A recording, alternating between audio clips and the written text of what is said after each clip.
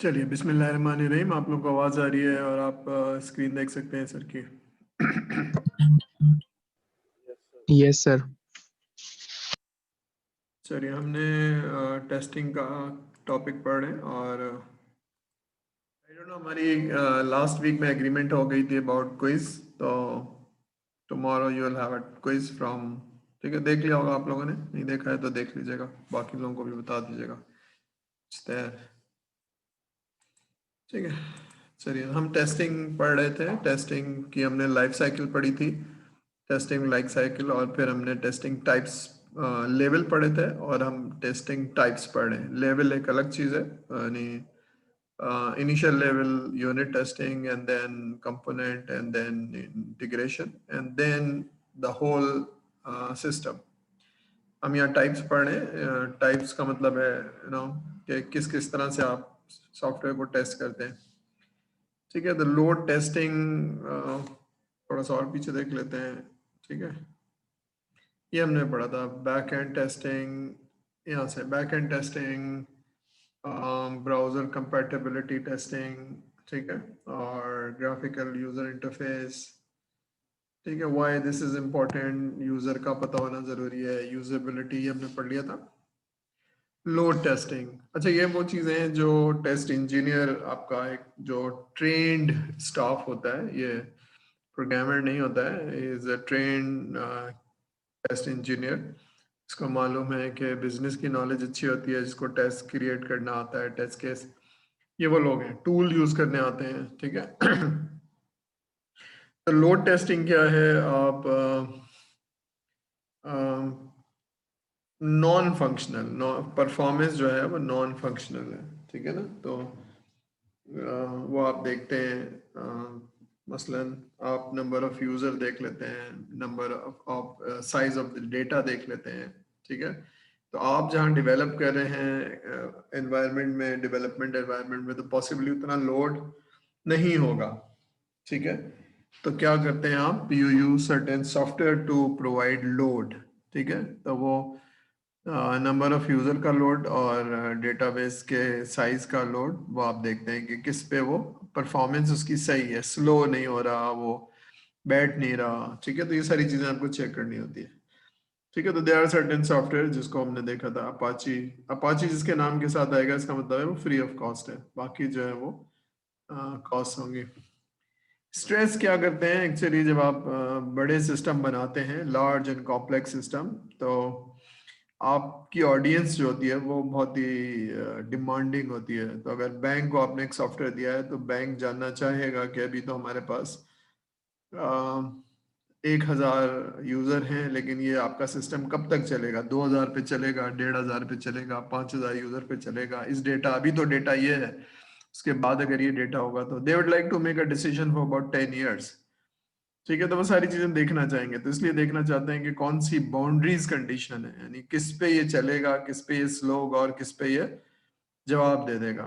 ठीक है, तो लोड डालते जाते हैं, बढ़ाते जाते हैं, बढ़ाते जाते हैं, बढ़ाते जाते हैं, और कब वो सिस्टम जो है वो रिस्पॉन्ड करना फेल हो जाएगा। ठीक है, तो दैट्स अ हैवी लोड जो लिमिट्स को क्रॉस कर लेते हैं हम। ठीक है, तो ये भी आप टूल के थ्रू करते हैं।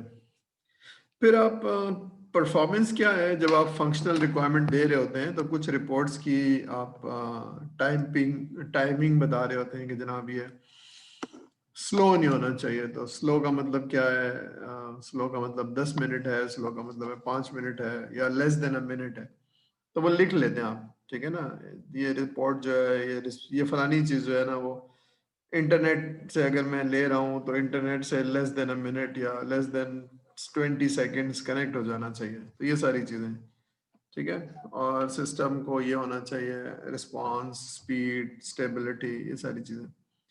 ठीक है, परफॉर्मेंस में ये बताया जा रहा है कि स्ट्रेस एंड लोड देखते हैं, लेकिन परफॉर्मेंस में देखिए आपने जो ब्लू कलर में लिखा है ना, ये वाली चीज़ें, ये वाली रिपोर्ट, यानी system should connect internet with in 16 seconds।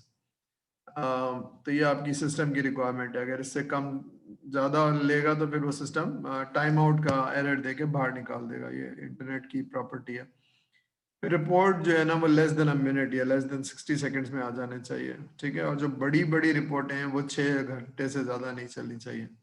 कुछ रिपोर्ट्स होती हैं बैंक्स के अंदर जो रात में चला देते हैं और सुबह में आते हैं तो रिजल्ट आ जाता है, तो वो 6 घंटे चलती है जब लोड ऑफ होता है। तो उसमें भी बता दिया कि ऐसा नहीं है कि वो 4 दिन चलती रहेंगी, तो प्रॉब्ली 6 आवर्स एंड लेस। तो ये लिखा हुआ है, वेरी स्पेसिफिक परफॉर्मेंस रिक्वायरमेंट, ठीक है ना। इसमें कोई क्या बात है, आज पॉपुलेशन बहुत कम है, 8 लोग हैं, या तो पढ़ने का दिल नहीं है या सर्दी ज़्यादा लग रही है या कोई और बात है। Any reason for that low, या उनको पता है कि सर बाद में ही रिजल्ट वो लेते हैं अटेंडेंस, तो तब आ जाते हैं। खैर सर को भी फर्क नहीं पड़ता। रिग्रेशन टेस्टिंग, रिग्रेशन टेस्टिंग को थोड़ा सा याद रखने का तरीका ये है कि पहले मैं बताता हूँ फिर उसके नाम की एक्सप्लेनेशन देता हूँ। जब भी आप नॉर्मल टेस्टिंग करते हैं जिसको ब्लैक बॉक्स टेस्टिंग करते हैं, तो ब्लैक बॉक्स टेस्टिंग आपने कर ली और एक आइट्रेशन में कुछ एरर्स आए, आपने उसको सही कर लिया, तो दूसरे आइट्रेशन में वो एरर भी सही हो गए, तो सॉफ्टवेयर चल गया।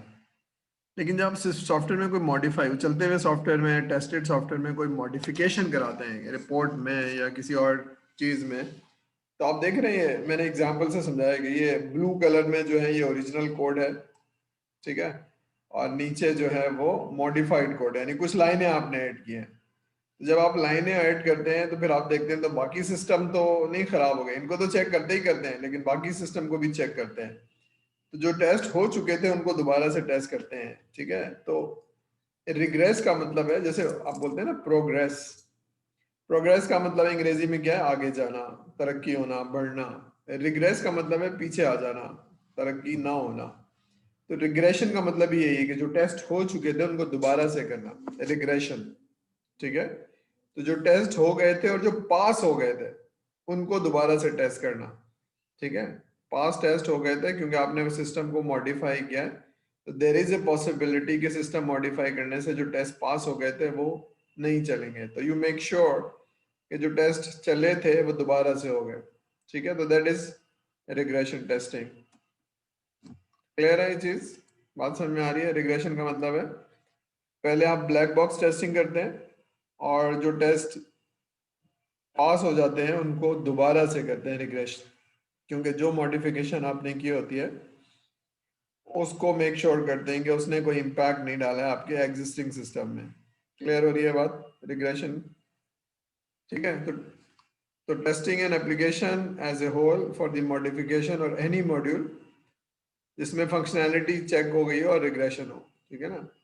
इसमें ऑटोमेशन टूल भी यूज होते हैं क्योंकि जो आपने टेस्ट कर लिया होता है उसको आप कहीं स्टोर कर लेते हैं और फिर टूल के थ्रू दोबारा से वो टेस्ट कर लेते हैं, ठीक है। दिस इज नॉर्मली वेरी, तो despite effort to reduce cost, regression testing is remain one of the most expensive activity performed during the system life cycle, क्योंकि वो सारी जो ब्लैक बॉक्स टेस्टिंग आप करते हैं उसको रिपीट करना होता है। रिपीट का मतलब है कि जो पास हो गए थे, ये रीटेस्ट नहीं है, जो फेल हो गए थे उनको तो करना ही करना है, ये वो टेस्ट हैं जो पास हो गए थे, ठीक है। क्योंकि आपने मॉडिफिकेशन किया सिस्टम में, तो आपने देखना है कि पुरानी चीजें तो नहीं खराब हो गई, जो चलती हुई चीजें थी उनमें तो कोई डिफेक्ट नहीं आ गया, ठीक है।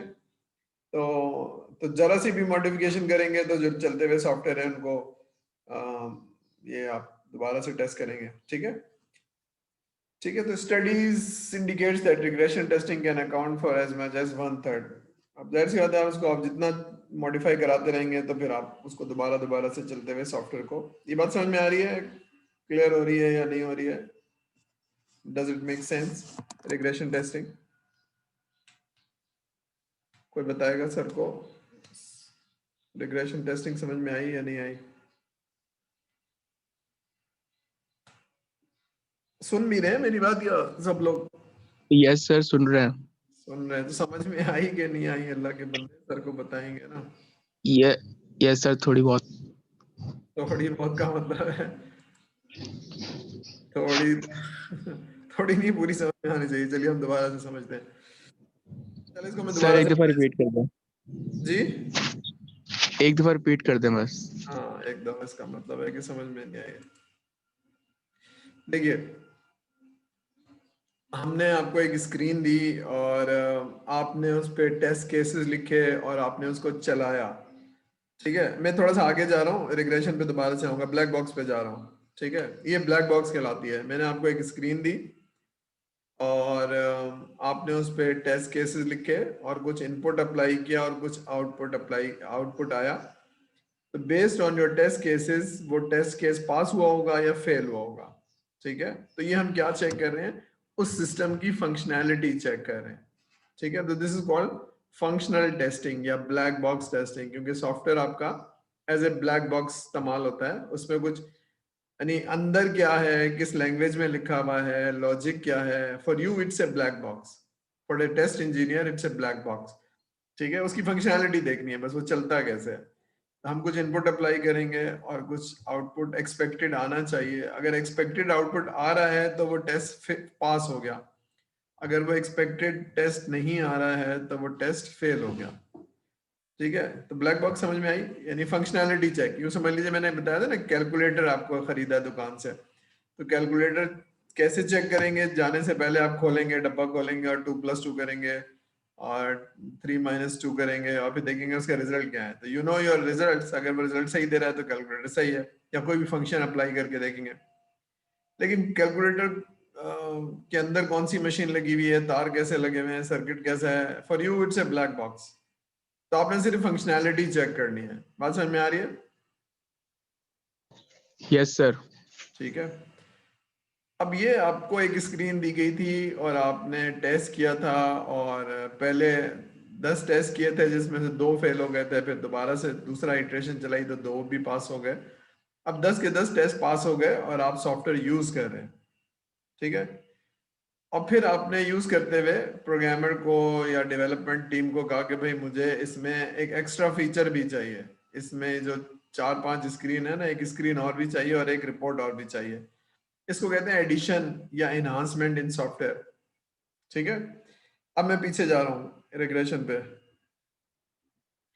अब ये जो ऊपर वाला सॉफ्टवेयर, ये जो लिखा हुआ है ना, ये कोड, सोर्स कोड है एक्चुअली, ये लाइन है, ये लाइन है, ये लाइन है, वो जो आपका सॉफ्टवेयर चल रहा है और वो जिसमें टेस्ट हो चुका है। अब मैंने कहा 2 रिपोर्टें बनाओ, तो आपने कुछ कोड ऐड किया, कुछ रिपोर्ट के अलावा स्क्रीन भी डाले, तो ये कुछ कोड ऐड किया। अब वो जो, इसको तो मैं चेक कर रहा हूँ, लेकिन जो पुराने 10 टेस्ट केसेस मैंने चलाए थे वो दोबारा से चलाने हैं, रिग्रेस करना है, यानी पीछे जाके वही वाले टेस्ट दोबारा से चलाने हैं, कि मैंने जो कुछ मॉडिफिकेशन की है सॉफ्टवेयर में उसमें कोई डिस्टरबेंस तो नहीं डाली, उसने तो कोई चीज छेड़छाड़ नहीं कर दी। अब समझ में आई? Yes sir. ठीक है, तो रिग्रेशन का मतलब है पीछे जाना, प्रोग्रेस का मतलब है आगे जाना। तो जो टेस्ट चल चुके थे ब्लैक बॉक्स में और पास हो गए थे, उनको दोबारा से टेस्ट करना इज रिग्रेशन। ठीक है, अब जब भी मॉडिफिकेशन करेंगे वो सारे टेस्ट दोबारा से चलाने पड़ेंगे, इसलिए इसकी कॉस्ट ज्यादा होती है। ठीक है, यस सर। अब ये क्यों होता है? ये इसलिए होता है कि हमने एक्सपीरियंस से ये सीखा कि क्योंकि आपका सॉफ्टवेयर बहुत लार्ज एंड कॉम्प्लेक्स है और इंटीग्रेटेड है, तो there is a great possibility कि आपने कुछ कोड लिखा हो और वो कहीं से कॉल हो रहा हो और आपका ध्यान ना गया हो, तो वो एग्जिस्टिंग सिस्टम को छेड़ दे। ठीक है, तो जो चीज पहले सही चल रही थी वो अब ना चले या कुछ उसका इम्पैक्ट आ जाए, तो उसको मेक श्योर करना जरूरी है, ये आपकी जिम्मेदारी है एज ए डेवलपर या एज ए। ठीक है, तो टेस्ट टीम क्या करती है, जो एग्जिस्टिंग चल रहे होते हैं सिस्टम उनको दोबारा से टेस्ट करती है और फिर उसको रिलीज करती है, तो that is called regression testing. अब उसके टूल आते हैं, सेलेनियम एक टूल है जो यूज होता है। ठीक है, क्लियर है भाई, समझ में आ गई? आगे चलें। Yes sir. ठीक है, सैनिटी एंड स्मोक टेस्ट, ये क्या होता है? एक्चुअली आप ये देखते हैं कि सॉफ्टवेयर इस काबिल भी है कि इसको टेस्ट किया जाए या नहीं किया जाए। ठीक है, तब क्योंकि प्रोफेशनलिज्म आ गया है और अब ये सैनिटी और स्मोक टेस्टिंग नहीं होती है, ये आज से 10-12 साल पहले तो होता था, लेकिन अब अगर सिस्टम इस काबिल ही नहीं है तो जिसने भेजा है टेस्ट करने के लिए उसकी तो फिर वो मुसीबत हो जाएगी, तो जो डेवलपमेंट के इंचार्ज होते हैं उनके लिए मुसीबत हो जाएगी। तब ऐसा नहीं होता, लेकिन इसकी टर्मिनोलॉजी का क्या मतलब है? पहले जब सॉफ्टवेयर टेस्ट किए जाते थे उसमें इतने बग्स होते थे, इतने बग्स होते थे, आदमी कहता भाई इसको सही तो करो, फिर मैं इसको टेस्ट करूंगा, चला नहीं कि क्रैश हो गया, ये नहीं हुआ तो स्क्रीन में फंस गया, ये नहीं हुआ तो ठीक है। तो डेवलपमेंट टीम के जो इंचार्ज होते हैं उनकी क्लास हो जाती थी। तो अब ये नहीं होता है, लेकिन बहरहाल इसका मतलब ये है कि स्मोक टेस्टिंग का मतलब जैसे होता है ना, आदमी एक कश लगाता है और फिर दोबारा से कोई काम करना शुरू कर देता है। तो ये है कि यू नो मेक श्योर कि सिस्टम जो है वो चल रहा हो और इतनी क्वालिटी हो कि उसको टेस्ट किया जा सके। लेकिन अगर सिस्टम में बहुत सारे बग हैं तो आप इसको अच्छी तरह से बना के लाएं और फिर हमें टेस्टिंग के लिए दें। तो that is the smoke testing, ठीक है ना। तो sanity test is done to determine if a new system version is performing well enough to accept it for a major testing effort, ठीक है। या ना तो आप एक टेस्ट किया वो फेल हो गया, दूसरा किया वो फेल हो गया, तीसरा टेस्ट किया वो फेल हो गया, तो आप कहते हैं भाई जाके इसको सही करो। ऐसे नहीं होना चाहिए, ठीक है। ठीक है भाई, तो ये टर्मिनोलॉजी है स्मोक टेस्टिंग, यानी आप मेक श्योर करते हैं कि सिस्टम इस काबिल भी है कि इसको टेस्ट किया जाए या नहीं किया जाए, ठीक है। क्लियर है भाई, समझ में आ रही है? Yes, sir. आज को समझ में आ जाएगा ना कॉन्सेप्ट, तो फिर आपको याद रखना आसान हो जाएगा। तो सैनिटी एंड स्मोक टेस्ट का मतलब है हम मेक श्योर कर रहे हैं कि इसकी क्वालिटी इतनी अच्छी है कि इसको चेक किया जाए। जो हम 4-5 टेस्ट किए हैं वो सब पास हो गए हैं, अब हम कहते हैं ठीक लग रहा है। वरना होता ही क्या था कि आप सिस्टम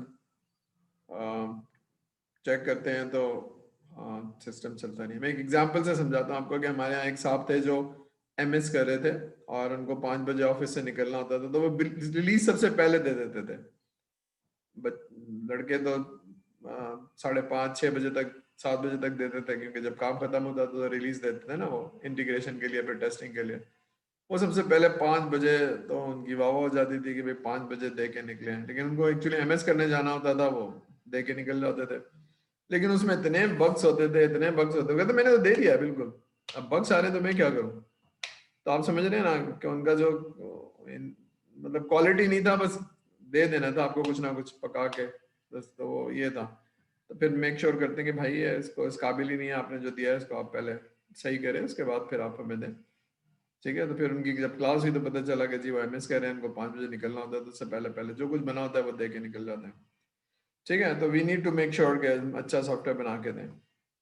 सिक्योरिटी, ठीक है। तो कोई अगर बहुत बड़ी एप्लीकेशन बना रहा होगा तो वो आपको नहीं बताएगा फंक्शनल टेस्ट, फंक्शनैलिटी तो बताएगा, लेकिन ये आपको मालूम है कि चीज़ें अगर आप 6 सिटी से चला रहे हैं, इंटरनेट बैंकिंग चला रहे हैं, तो कोई भी चीज़ है तो it has to be secure. उसमें कोई, अब ये ज़रूर है कि जो नॉर्मल टेस्ट इंजीनियर है जो वो फंक्शनैलिटी चेक करेगा, वो प्रोग्रामिंग के कॉन्सेप्ट से चेक करेगा। ये जो सिक्योरिटी है ये स्पेशल टीम नेटवर्क के लोग होते हैं, IP6 और नेटवर्क और राउटर्स और इन चीज़ें पड़ी होती है कि किस तरह से टेस्टिंग की जाती है, ठीक है। तो कौन ऑथोराइज्ड यूज़र है, कौन नहीं है, किस तरह से आपकी चीज़ों को देखी जाती है। तो आपका जो फंक्शनैलिटी के ऊपर एक पूरा एक ग्लाफ होता है ना सिक्योरिटी का, कहीं से ये सारी चीज़ें ना हो तो आप सिक्योर करते हैं। और सारी पेनिट्रेशन टेस्टिंग भी कहलाती है, पेनिट्रेशन टेस्टिंग करते हैं, सारी चीज़ों को चेक करते हैं, ठीक है। तो दैट्स अ सिक्योरिटी टेस्ट, यानी आपका अनऑथराइज्ड आदमी अंदर ना आ सके, जो भी वीकनेस है आपकी सिस्टम की वो रिपेयर हो जाए, ठीक है। तो ये डिफरेंट एक टेस्टिंग है जो परफॉर्म की जाएगी, ठीक है। अब जो सॉफ्टवेयर आते हैं उसमें जैसे नॉर्मली जैसा होता है ना यूजर आईडी एंड पासवर्ड, तो user ID is one layer, password is second layer. तो अब जो बैंकिंग आती है उसमें तकरीबन 4 लेयर तो होती है कम से कम, ठीक है ना। तो थर्ड लेयर ये होती है कि जनाब आपसे वो जब आपका अकाउंट खोलते हैं तो आपसे कहते हैं कि आप अपना कोई ये 15 तस्वीरों में से कोई तस्वीर सेलेक्ट कर लें। तब आपको मालूम है इन 15 में से कौन सी तस्वीर आपकी आईडी है। तो जब आप यूजर आईडी एंड पासवर्ड डालते हैं तब फिर तस्वीर पूछता है, दैट इज थर्ड लेवल। चौथा लेवल ये है कि जब आप एंटर होते हैं लगते हैं तो वो एक आपका मोबाइल नंबर भी पूछता है, तो मोबाइल नंबर पे एक कोड भेजता है, और क्योंकि मोबाइल नंबर तो आप ही के पास है और तो किसी के पास है नहीं, तो वो कोड आप एंटर करते हैं तो फिर वो एंटर करता है। फिर एंटर करने के बाद आपकी मशीन चेक करता है कि आप किस मशीन से चेक हो रहे हैं, ठीक है। अगर आपने मशीन का नाम बताया हुआ है और उसकी कॉन्फ़िगरेशन बताई हुई है और वो मैच नहीं करती है तो दैट्स अ फोर्थ लेवल, ठीक है, फिफ्थ लेवल सॉरी, ठीक है। तो ये सारी चीज़ें हैं, तो वो मेक श्योर करते हैं कि आप ही वो इंसान है जो लॉग इन कर रहे हैं। तो ये सारी सिक्योरिटी है, लेकिन उसके अलावा देर मेक श्योर कि कोई और इस तरह से ना आ जाए, ठीक है। तो SSL इनेबल क्या होता है? तो SSL, अब ये नेटवर्किंग जिन्होंने पढ़ी है, जो लोग पढ़ेंगे उनका, जो मेरा, ठीक है, I am not an expert, लेकिन जब मैंने मास्टर्स किया था तो ये नेटवर्किंग के करबी रोज, अगर आपने नेटवर्किंग पढ़ा है तो वो एक्चुअली सिक्योरिटी है कि आप डायरेक्टली एक्सेस नहीं करते हैं, आप एक थर्ड पार्टी होती है, वो आप वहां जाते हैं, वो आपको चेक करता है, फिर आपको जाने देता है। जिस तरह से जो आपका बैंक का सिस्टम है वो डायरेक्टली आपसे नहीं कनेक्ट होता है, वो आप दरमियान में एक साहब होते हैं जिन जो चेक कर रहे होते हैं, और फिर वो आपके पास, तो ये एक टेक्नोलॉजी, मतलब वो SSL कह लें आप उसको, ठीक है। तब ये सारी चीजें आपको, that's a security check, this is not nothing to do with the functionality, ठीक है। This testing includes how much software is secure from the malicious program, viruses, secure and authorization, authentication. अब बहुत ज़्यादा secure, क्योंकि पहले इतनी banking या इतनी चीज़ें ऑनलाइन नहीं होती थी, अब तो बहुत सारी चीज़ें ऑनलाइन होती हैं, तो हैकिंग भी बढ़ गई है और उसके सारा कुछ हो गया। तो lots of efforts have been put in आपकी सिक्योरिटी को चेक करने के लिए और सारी चीज़ों को, ठीक है। तो ये है, ठीक है। तो इसमें आपको बस याद होना चाहिए कि हैक से किस तरह से आप उसको, डेटा को किस तरह से सिक्योर करते हैं, चीज़ों को किस तरह से सिक्योर करते हैं, आपको टेस्टिंग करनी होती है as a software developer. Black box मैंने समझा दिया है। Black box focus on the inputs and outputs of the software without bothering about internal knowledge of the software, ठीक है। यानी किस लैंग्वेज में लिखा हुआ है, कौन सी लैंग्वेज है, ये आपको कौन सी लॉजिक है, ये आपको नहीं पता। ये सॉफ्टवेयर है, इस पे आपने डेटा डाला और इसका कुछ आउटपुट आ गया, ठीक है। तो इनपुट अप्लाई किया, आउटपुट आ गया, और आउटपुट जो है वो एक्सपेक्टेड होता है कि ये रिजल्ट आना चाहिए, ये डालूं तो ये आ जाना चाहिए, ये डालूं तो ये आना चाहिए। तो उस हिसाब से टेस्ट केस बनाए जाते हैं। स्क्रीन जितना कॉम्प्लिकेटेड होगा उतने ज्यादा टेस्ट केसेस बनाएंगे, ठीक है ना। तो ये है। तो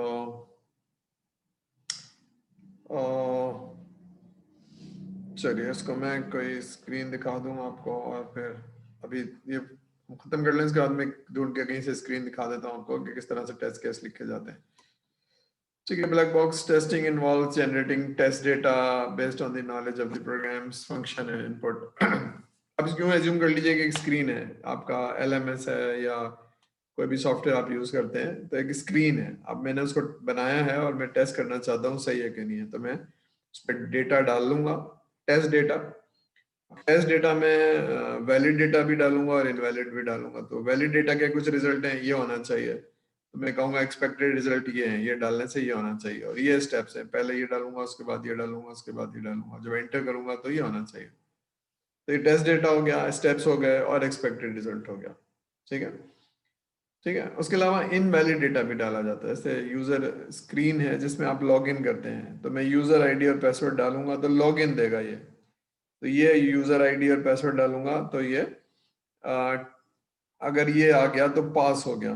लेकिन उसके बाद मैं इनवैलिड डेटा भी डालूंगा, इनवैलिड डेटा डालने के बाद उसको लॉग इन नहीं देना चाहिए, ये भी पास हो गया, ठीक है। इनवैलिड से उसको रुकना चाहिए, एरर देना चाहिए, लॉग इन नहीं होना चाहिए। तो ये सारी चीजें, valid data, invalid data, valid data का रिजल्ट कुछ और है, इनवैलिड डेटा का रिजल्ट और है, स्टेप्स, ठीक है। क्लियर है। Black box testing is a functionality testing. Functional testing करने के लिए ब्लैक बॉक्स टेस्टिंग करेंगे, ठीक है। सिस्टम टेस्टिंग में भी हमने देखा था कि सिस्टम को चेक करने के लिए हम फंक्शनल चेकिंग टेस्टिंग करेंगे। क्लियर हो रही है बात? क्लियर हो रही है? चलिए, ब्लैक बॉक्स टेस्टिंग की कुछ टेस्टिंग टेक्निक्स हैं। Effective class testing, boundary value testing, decision table testing. इसको पढ़ लीजिए बस, थोड़ा सा, ठीक है। तो इक्विवेलेंस क्लास क्या होती है? इक्विवेलेंस क्लास ये होती है, it is used to minimise the number of possible test case to an optimum level while maintain reasonable test coverage. अब यूं समझिए कि स्क्रीन है, और उसमें नाम डाले जा सकते हैं। तो अब नाम तो 10,000 नाम हो सकते हैं, तो 10,000 नाम डाले जाएंगे। एग्जॉस्टिव टेस्टिंग नहीं होती है, तो कुछ नाम डाले जाएंगे, ठीक है। तब उसकी टेस्टिंग की कवरेज देखी जाती है। कवरेज का मतलब है कि जनाब कुछ ऐसे नाम जो खवातीन के हों, कुछ ऐसे हों जो इस तरह के हों, तो कवरेज ऐसी हो रही है कि सारी लोग कवर हो रहे हैं कि नहीं हो रहे, डिफरेंट एज के लोग, डिफरेंट जेंडर के लोग, डिफरेंट एरिया के लोग कवर हो रहे हैं, तो बस वो टेस्ट केसेस बनाएंगे और आप डाल देंगे उतने कुछ 10-10। ठीक है, तो दैट इज इक्विवेलेंस क्लासिंग। ठीक है, क्लास बनाई जाती है। तो सारे पॉसिबल सिनेरियोज नहीं डाले, मतलब सारे, यानी आप 10,000 नाम नहीं डालेंगे, आप 100 नाम डाल देंगे, और ये वाले नाम इस तरह के, अरब्स के नाम, चाइनीज नाम, पाकिस्तानियों के नाम, ठीक है, ये नाम डाल देंगे, तो 10 इनके, 10 इनके, 10 इनके, तो ऑल पॉसिबल क्लासेस। ठीक है। बाउंड्रीज वैल्यू क्या होती है? Boundaries value testing focus on the value of the boundaries. Boundaries का क्या मतलब है? फॉर एग्जांपल मैंने जो सॉफ्टवेयर लिखा है वो 1950 से लेकर 2050 तक चलेगा। ठीक है, तो मैं 2050 से 1950 से पहले वाले केसेस डाल के दूं तो एक्सेप्ट नहीं करने चाहिए। ठीक है, और तो बाउंड्रीज क्या है? बाउंड्रीज वही 100 साल की बाउंड्री है, उससे पहले टेस्ट कर लूँ, उससे बाद में टेस्ट कर लूँ, उसके दरमियान में टेस्ट कर लूँ। सारे टेस्ट करने की जरूरत नहीं है ना। 100 साल का मतलब एक एक साल का डेटा डालता जाऊं, फिर दूसरे साल का, तीसरे साल का, चौथे साल का। तो बाउंड्रीज के बजाय ऐसी है जैसे एज है, किसी स्क्रीन पे एज लिखी हुई है, तब एज में 1 साल से लेकर 150 साल तक एज हो सकती है, 100 साल से ऊपर नहीं होती है। लेकिन आप 1 डालेंगे, फिर 2 डालेंगे, फिर 3 डालेंगे, फिर 4 डालेंगे, 5 डालेंगे, तो ये ऐसे नहीं करते हैं। क्या करते हैं? -1 डाल लेते हैं, 1 डाल लेते हैं, 2 डाल लेते हैं, ये बाउंड्री हो गई। फिर क्या करेंगे? 99 डालेंगे, 100 डालेंगे, 101 डाल लेंगे, इसी तरह से दरमियान में कुछ वैल्यूज को चेक कर लेंगे। 49 डाल लेंगे, 50 डाल लेंगे, 51 डाल लेंगे। तो दीज आर कॉल्ड बाउंड्रीज। जब आप टेस्टिंग करते हैं तो आपको मालूम होता है सारे सिनेरियोज कवर हो गए, हाँ कवर हो गए, तो क्या किया था जी हमने? ये कर लिया था। ठीक है, तो that is like black box में जब आपको, ठीक है, तो डिसीजन टेबल में क्या करते हैं आप कि एक मैट्रिक्स क्रिएट करते हैं और आप यूनिक कॉम्बिनेशन सारे आ जाते हैं। क्या नहीं, आपने ये वाला सिनेरियो चेक कर लिया, हाँ जी कर लिया, ये वाला कर लिया, हाँ जी कर लिया।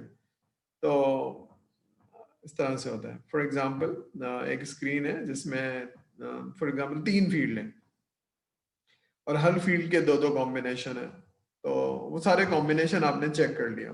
ठीक है ना, तो आप देखते हैं ये वाला कॉम्बिनेशन, ये वाला कॉम्बिनेशन, ये वाला कॉम्बिनेशन चेक कर लिया। तो टेस्टिंग का ऑब्जेक्टिव क्या है कि ऑल पॉसिबल सिनेरियोज, ताकि कस्टमर के पास कोई गलत चीज ना चली जाए। कस्टमर से जाने से पहले हम सारी चीजें चेक कर चुके हैं। ठीक है।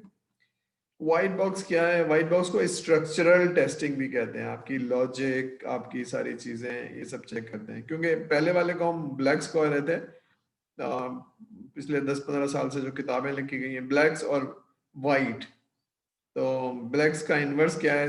ब्लैक में आप नहीं देखते हैं सॉफ्टवेयर को, ठीक है ना, आपके लिए वो एक ब्लैक बॉक्स है। तो व्हाइट बॉक्स का मतलब है जिसके अंदर आप देख सकते हैं, यानी अंदर का मतलब है लॉजिक, और आपको जिस लैंग्वेज में लिखा हुआ हो वो आपको आती हो, या कम से कम सूडो कोड आप समझ सकते हो। ठीक है, तो white box testing is a structural testing based on the analysis of the internal structure of component.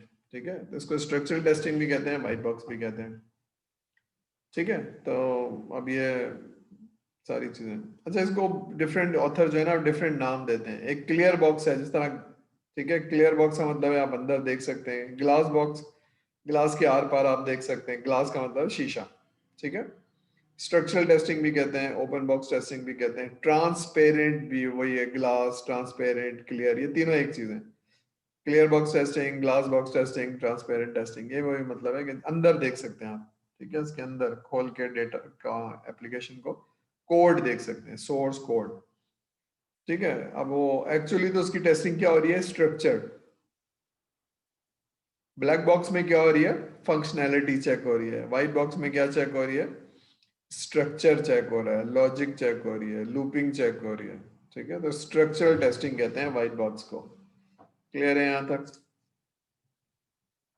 ठीक है, सॉफ्टवेयर टेस्टिंग मेथड जिसमें internal, in which internal structure design और implementation of item being tested is known to the tester. ठीक है, तो ये normally आपको सारी लॉजिक आपको देखनी होगी। ठीक है, तो बहुत सारे जो, तो इसमें आपको कोड पढ़ना आना चाहिए। ठीक है, उसकी लॉजिक टेस्ट करना चाहिए। अच्छा, ये नॉर्मली सॉफ्टवेयर हाउसेज में बहुत कम होती है और ये टेस्ट इंजीनियर नहीं करते हैं। ये आपका जो सुपरवाइजर होता है नॉर्मली वो चेक कर लेता है, ठीक है ना। आपकी लॉजिक आप दिखा देते हैं और आपको टेस्ट करा लेते हैं, ठीक है, या एसक्यूए के लोग चेक कर लेते हैं। इसकी वजह क्या है? उसकी वजह ये है कि टेस्ट इंजीनियर का एक अपना फोकस है, वो प्रोग्रामिंग नहीं करता है। और फिर ये होता है कि अगर वो टेस्ट इंजीनियर वाले किसी को बताएं और जो आपके लेवल का आदमी हो तो फिर आपको वो अच्छा नहीं लगता है। लेकिन आपका बॉस आपको बताए आपकी गलती तो आप एक्सेप्ट कर लेते हैं, लेकिन आपका पीयर बताए, आपके बराबर वाला बताए, तो आपको थोड़ा सा इमोशनली एक्सेप्ट करना मुश्किल हो जाता है, ठीक है। तो इसलिए सॉफ्टवेयर हाउसेज में आपका जो टेस्ट इंजीनियर है वो नॉर्मली ये चेक नहीं करता है व्हाइट बॉक्स, वो आपका इमीडिएट बॉस या सुपरवाइजर वो चेक करता है, ठीक है। वो आपको बताता है किस तरह से लॉजिक लिखनी है, किस तरह से करना है, इसको ऐसे कर लो, इसको यहाँ चले जाओ, इसको ऐसे नहीं करो, इसको क्लास चेंज कर लो, ठीक है। लेकिन इन फॉर्मल लॉजिकल टेस्टिंग या स्ट्रक्चरल टेस्टिंग नहीं होती है। जिस तरह से फंक्शनल टेस्टिंग होती है बाकायदा उसकी रिपोर्ट बनती है, उसके लिए बग रिपोर्ट होता है, सारा कुछ होता है। तो मैंने सॉफ्टवेयर हाउसेज में अपने जमाने में नहीं देखी है, ठीक है। तो white box test make sure that the software structure itself contribute to proper and efficient program. Bad practices in code, complicated looping, ठीक है। तो बाज़ दफा unnecessary looping लगा दी जाती है, इससे खामोखा परफॉर्मेंस स्लो हो जाती है, ठीक है। तो आप ये सारी चीज़ों को अवॉइड करते हैं। आप कहते हैं भाई देखो ये स्टैंडर्ड प्रैक्टिसेस हैं, इस तरह से करो, कमेंट्स डालो, नेस्टेड इफ एंड देन मत लगाओ, ये एडवाइस होती है, ठीक है ना। और ये सारी चीजें, तो हर चीजों को अलग अलग कर दो, ठीक है। इसको ब्लॉक बना दो, इसको ब्लॉक बना दो, इसको ब्लॉक बना दो, वेल ऑर्गेनाइज्ड रीडेबल सॉफ्टवेयर, ठीक है, ये आप एडवाइस करते हैं, ठीक है। तो यहाँ तक क्लियर हो गया, समझ में आ गया, या कोई चीज नहीं है तो सर रिपीट कर दें, otherwise will start the next topic. कोई प्रॉब्लम तो नहीं है? आज पॉपुलेशन बहुत कम है, क्या बात है? तबीयत खराब है लोगों की, सर्दी, या अम्मी ने नाश्ता नहीं दिया, क्या है, कोई वजह है? चलिए, समझ में आ गया, या shall I start the next topic? कुछ मिनट्स रह गए, शायद 4 मिनट रह गए। कोई बताएगा सर को समझ में आ रहा है, नहीं आ रहा है, या मूड नहीं हो रहा है पढ़ने का? कुछ कल क्विज है, उसकी परेशानी है। कल क्विज है भाई। Yes sir. क्या यस सर का क्या मतलब है? हमने नहीं दिया। सर सर क्विज का देख लिया है।